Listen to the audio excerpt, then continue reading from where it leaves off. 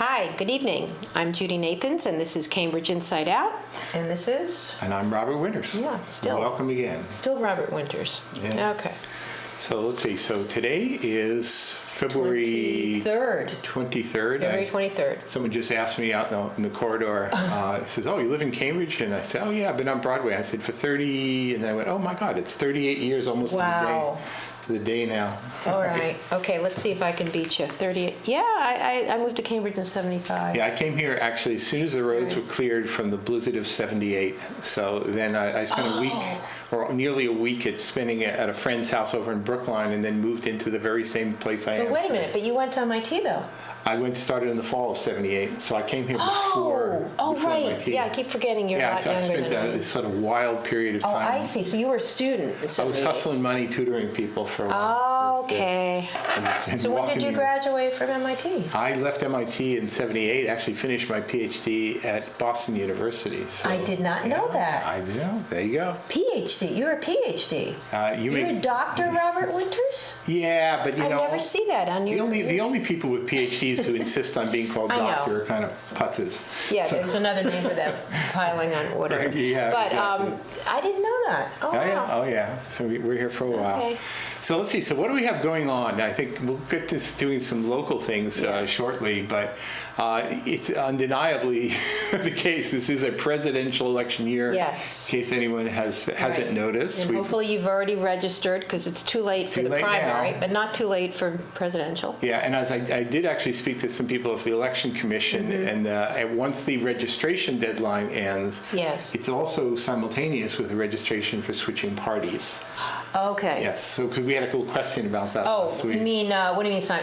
Well, if a person you had to switch by then. Yeah, if a person was enrolled as a Republican, but then they wanted to become unenrolled or switch to Democrat because they wanted to cast a Democratic ballot in the primary, they can't do it if they haven't already made the switch. They can do it any time, but not for this primary. Right, exactly. Right. Exactly. Because you can, apparently they have cards, right, at the election, at the voter, that you can switch right after, which I used to do when I was an independent. Yeah, I know some people who would, they would be registered with a party, but they wanted to vote in the other, so they would become unenrolled, they would then cast their ballot and then immediately change party designation. Did you read the Globe editorial today? Did you hear about that? No. They want people that are Democrats to get themselves, to vote for the Republican, to vote against Trump. To take their vote, and vote against him. It's ridiculous, I think. Yeah, I don't think they should do that. I mean, I'm as much of I have a strong interest in voting systems, election methods, and whatever. And I have to say, this year is, I find, just disgusting. Yeah. You know, the notion that in a country like this of 350 or whatever, 300 plus million people, that we should be making selections based on such a miserable crop. I know. I mean, I'm speaking primarily of the Republican side. I know. And I want nothing more than to have a few really qualified Republicans from which to choose. You know, I'm not so partisan that I must vote one party or another. Right. But I resent the fact that I'm not even given good choices. I know. It's just ridiculous. You know? I know. What is this country coming to? I know. I'm trying to think of the last Republican presidential nominee that I could have lived with. I even have to say, as much as I don't want to say this, even Romney looked better than any of these guys. Romney is better than any one of the candidates on the Republican side by far. Yeah. John McCain was better than any of the Republican candidates by far. Well, John McCain didn't wear religion on his sleeve. He wasn't spouting all this. Yeah, no, these are, and these are zealots. The truth is that a lot of people today, Massachusetts is considered to be heavily slanted toward Democratic. Right. But it used to actually be primarily Republican for years. True. But a Yankee-type Republican. It was a Yankee-type Republican. It wasn't until Tip O'Neill was in the state legislature that they actually tipped it to Democrat. Except I do remember voting here for Sargent, Francis Sargent, and Hatch was there a? Oh no, there was definitely good governors. There was a strong tradition of Republican candidates.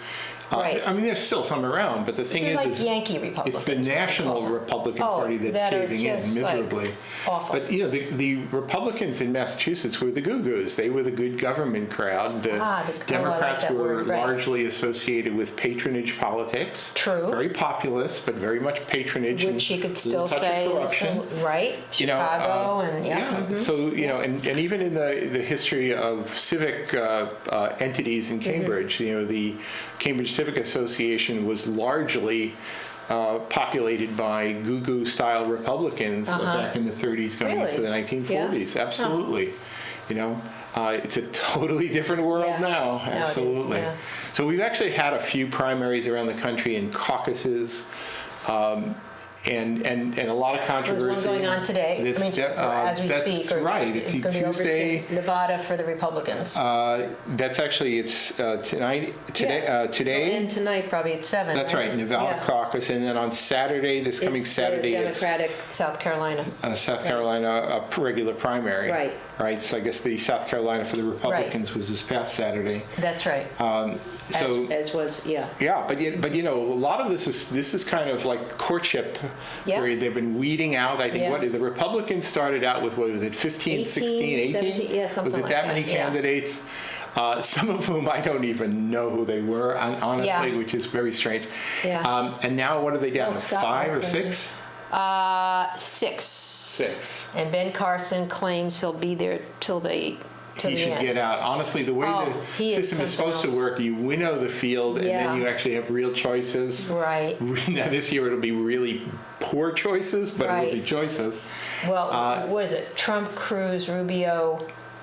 Yeah, I think this is Carson. Who's the other one? Wait, Jeb dropped out. It's only 5. Dropped out. I think it's down to 5 right now. 5. But it's kind of a worst case scenario.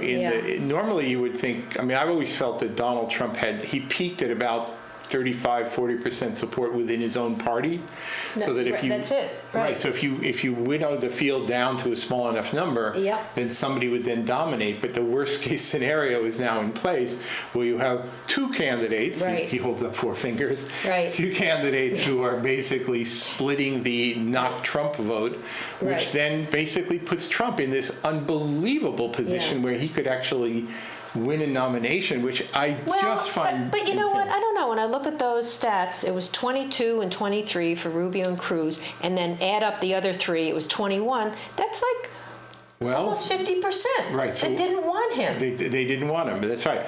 But of course you could say that about any candidate, right? Based on the numbers so far. Yeah, but 33 next to 48 is a landslide. We'll see whether when you cross Jeb Bush out of the mix and you cross he only got some of the others out. 7%. Yeah, but the thing is, if that 7% goes solidly to one of went toward one probably of the other Rubio 2, is where they think it's going to go. Then that could change things. Well, that's interesting. And then so I try not to take sides in the most political things in this one, but I'm honestly, I am frankly horrified at the prospect of Trump having to, have Trump be an actual presidential candidate. I know. It's dreadful. Yeah. So anyway, next Tuesday is Super Tuesday, and we are part of that. And we are part. And how many other states? There are actually there are a total of 15 states who are a part of Super Tuesday, March 1st. I'm going to watch all night on CNN. They're not all primaries. Some are caucuses, and some are. Texas is a caucus. Yeah, there are a few that are one party only. No, Texas is an open primary. Texas has both. They do something with the caucus. Yeah, I think you're right about that. So I remember my friend in Texas telling me that. Right. So this is the primary part of it.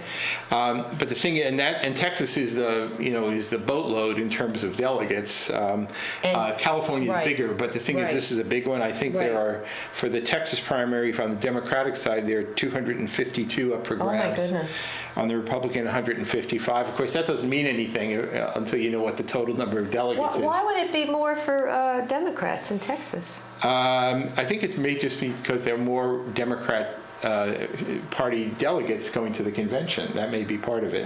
I don't remember actually what the total number of delegates. I had written it down recently. I mean, it used to be a very Democratic state many, many, many years ago, but then then you became, Reagan, and so it's become more Republican. Like a lot of southern states, actually. Right. And in fact, there's a lot of southern states that are voting next week.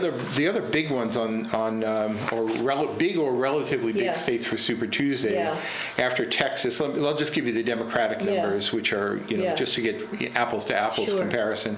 So Texas has 252 delegates in play. Massachusetts and Georgia both have 116 each. Okay, that's a lot. In play on Super Tuesday, and Virginia has 110, and Virginia. That's usually a battleground state. Virginia is going to be interesting. Yeah. So we'll see how it goes. It's been kind of interesting watching the Bernie Sanders, Hillary Clinton thing. It's interesting. The Democrats are totally different than the Republicans, and it's down to two candidates. So you're choosing one versus the other. Right. Whereas the Republicans has just been this nightmarish, chaotic. And they're also very, they've been ugly. I mean, I've been watching, you have, but I watched the debates, and there's one Thursday night Republican debate in Texas.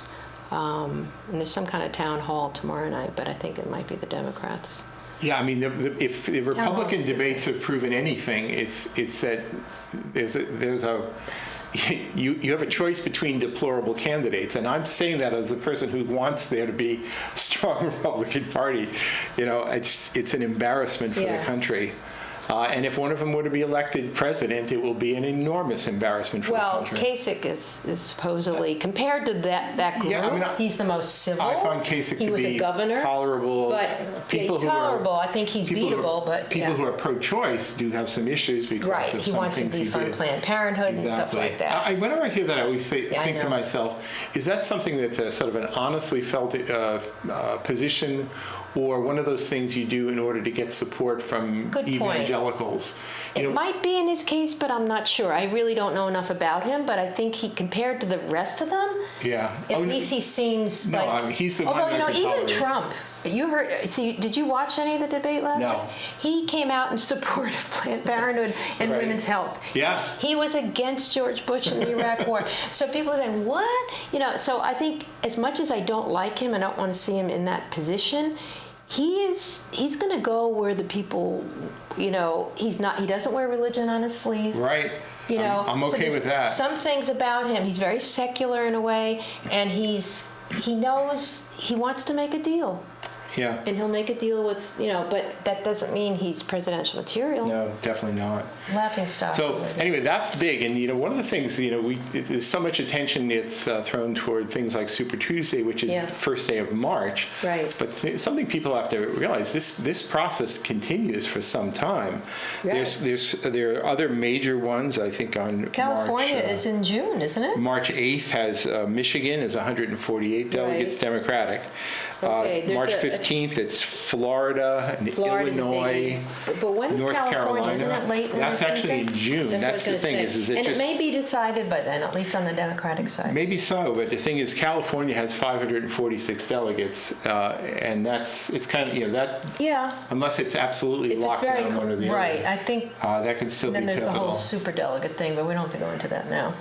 Yeah. There's 500 superdelegates. Yeah. Well, I mean, I'm actually totally supportive of the idea of superdelegates. I mean, the thing is that party primaries are part election and part poll, sort of like taking the temperature of your Democratic base. But if you think about it, many of these states are open primaries. You can change parties. You can try and influence them.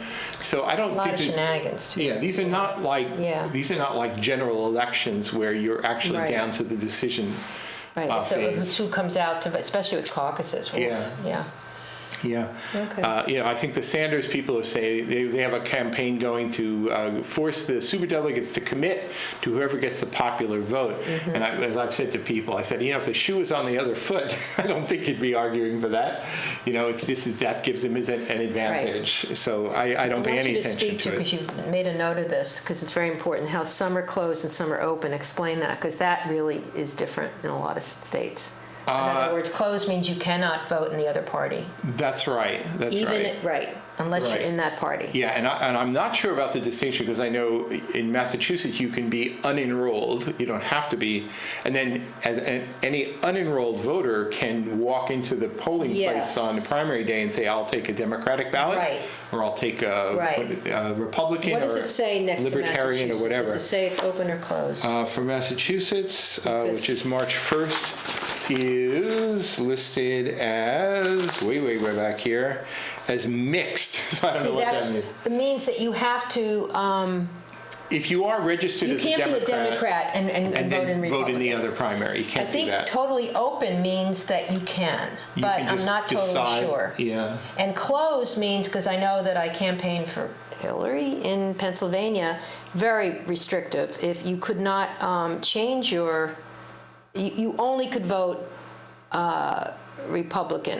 Right. I think closed means you can only vote in what you did. Yeah. I have to say, even if you were an independent, I think you had to declare. So I don't know. If I was a monarch, and of course, if I was a monarch, we wouldn't have any need for this silly election business. Well, that's what Trump wants to be, a monarch. Perhaps so. Yeah. But I would basically say that the parties should define themselves, and people, if you want to be a party guy or a party gal, you should commit to it, and you should be a registered party member. And if you want to be unenrolled, you basically forego your right to vote in the primaries because you're not part of any party. That's how I would do it. That's what it means with closed. Yes, I think that is exactly what it means is closed, and I think that's how it should be. Which means that maybe in some of those states there aren't as many independents because of that. Right, so if you're an unenrolled person or unaffiliated whatever, I don't think you should be the one who's sort of deciding the party politics. And that's one of the reasons why one of the primary reasons why I don't really put a tremendous amount of stock in these, and I don't think they should. There's a real chance, not so much on the Democratic side, but on the Republican side, that if some of the other candidates manage to win a state here or there, and they're winner-take-all elections, which is which is different. That's right. They're delegates. It's winner-take-all. It's not all states. Some are proportional. I thought the Republicans. It was mainly. No, actually, I think the Republicans tend to have even more proportional delegates. That's not well. Let's look that up, because I heard it was the Democrats that do that. Okay, that do it proportionately, and Republicans, it's take-all. But you tend to have more winner-take-all elections or primary elections later in the cycle. Okay. So there's kind of you get a few delegates here, there, whatever, and then the stakes get higher. Right. Okay. So there are fewer candidates. People have dropped out, and the stakes are higher. They often become winner-take-all elections. So it's it sort of snowballs. My hope, and I almost want to say prediction for the Republicans, unless the vote splitting is such that Trump manages to get all the delegates in time, is that if he doesn't have an absolute majority of delegates by the time the convention rolls around, he's not going to get the nomination. They're going to have a brokered convention. It's going to be deadlocked, and don't be shocked if the candidate that emerges from the convention is not one of the 5 who are in there now. There's precedent for that. I do think he has more, because even though he only has 30, it's winner take all. I'm pretty sure that so that he's racking them up. So I think that's the scary part about it. Right, so you've got somebody who's getting 38% of the vote, where 62% of the vote doesn't want him. But ends up with all the delegates. Yeah, I don't know why it can't be uniform, but that's my pet peeve about our election process. The party gets to set its rules, and including the rule that allows superdelegates to have some. And they sort have of those election. Also on the Republicans. They have superdelegates. I assume so.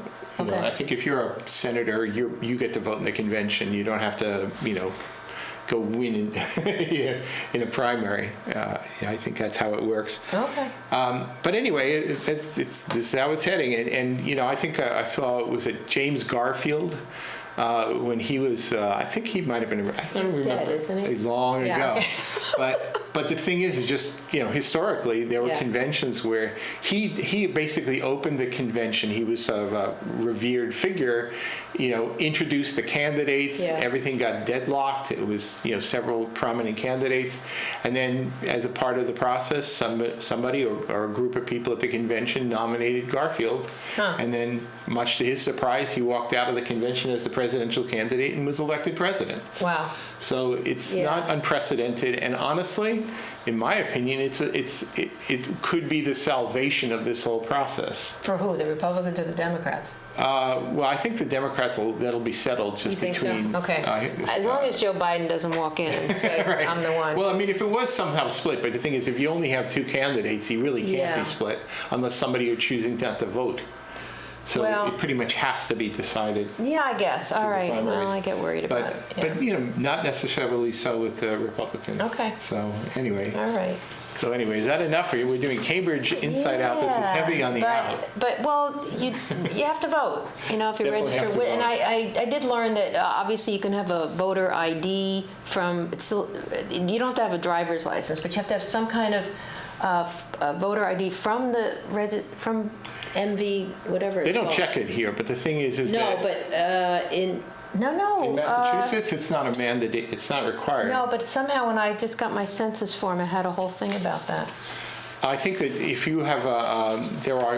In order to register, you should show some ID. To register online, that's what it is. Right. To register online, you have to have some a state ID, of then that you can kind do of that. state ID. Yeah.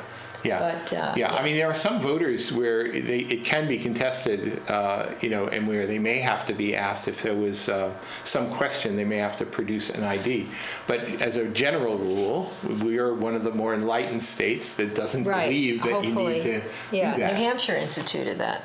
And the Globe had an article about a 102-year-old, 100. She was a woman from Virginia, a black woman who did not have she'd been voting for years and didn't have the photo thing, even though she had all of these addresses, and they rejected her. That's deplorable. I know, but this is going on, I think, in America. Yeah. It really does. I mean, I think the whole voting thing, if I had more energy, I think that's where I think a lot sometimes of it is. the question about voter IDs and whatever is a little bit overstated by some. Yeah. But the thing is it's at the very, very least, if somebody wants to challenge your ballot and you say, well, I don't have my ID with it, you get a provisional ballot and you cast it, and then they adjudicate it after the fact. They were laughing at her, apparently, according to this article. So, I'm just saying there is definitely voter suppression. Is that the word? Or suppression? Yeah. It's just not good. One other, unfortunately, reality is that people who work as poll workers in precincts all across the country tend to be much older. Right. First. They're not doing this full time. They're not doing it as a full-time job. It is sort of a little bit amateurish at times. Right. It's really great when you've got some regulars.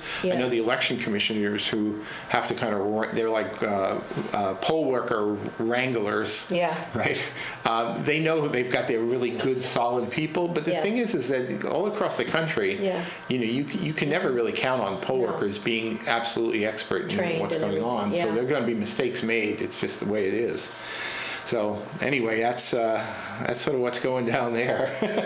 Would you like to transition to some Cambridge things? Yes. Yeah. Okay. Right. There's many things to say. I think maybe just in the 5 minutes here before we kick into some other things.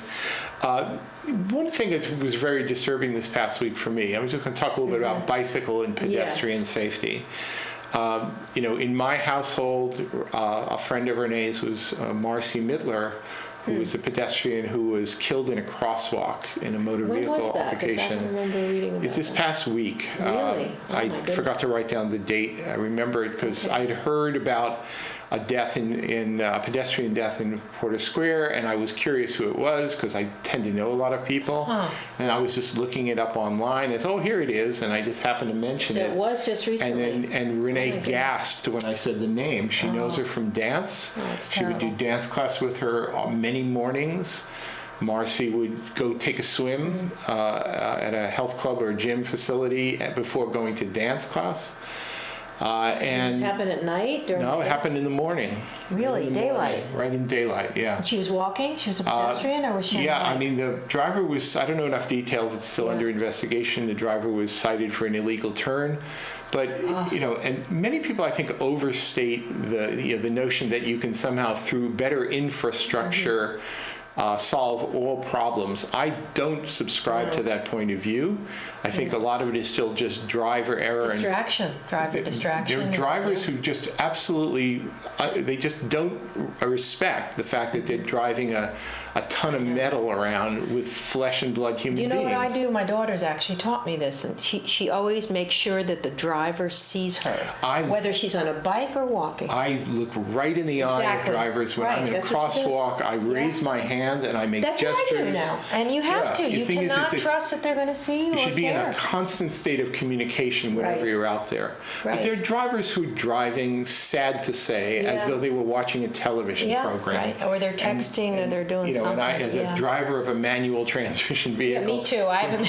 But the more you make everything automatic, the more you turn driving into television. Absolutely. And the more detached drivers are from the act of driving. I never thought of it that way. You're on your license, it's called an operator's license. That's you are an operator of a big, heavy steel machine that can kill people. Right. And you have to give your job due respect when you're operating a motor vehicle. It drives me absolutely crazy when drivers are inattentive, and not really taking. What about a driverless car? You think they'd do better? It's always possible, but there's something really freaky about that one. Amazingly scary about the idea of But it probably would. Drivers. It probably wouldn't run someone over because somehow it would sense that there was someone in their path. Yeah. Actually, I'll say one thing also about sort of potential infrastructure problems. There was an incident, I think it was yesterday or the day before, at Portland and Broadway, where there was a cyclist who was hit. Really? Apparently, the cyclist is okay, taken to the hospital, released. But the driver, the hit and run, was a Cambridge police officer who hit and ran. I heard about that on the news. I heard about that. And I looked at that and I said, how can that even be? Off-duty? Yeah. An off-duty But one thing, anybody who, because I bicycle through that intersection almost when I'm on my bike, it's a daily Maybe, did he not know he hit someone? That's a possibility. There is some rugged pavement there that you might not be aware of it. But here's another thing about that intersection, which I think is potentially problematic. A lot of people decide when they're going to go or stop based on looking at the light the other way. Okay. That is one of those intersections where Broadway, it goes green or red simultaneously both ways. Oh, okay. But on Portland, the light changes in one direction, and then there's like a 10-second lag before it changes in the other way. So people can start off. It's absolutely possible that whether it was the cyclist or the motor vehicle operator looked, it's turning green now, I'm going to go, when in fact it wasn't turning green.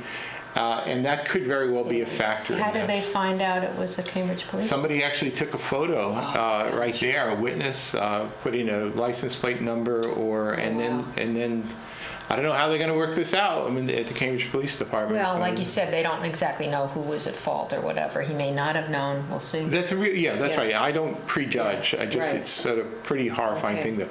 Anyway, we're out of time for this half hour. We're going to come back and talk about more Cambridge things in a minute.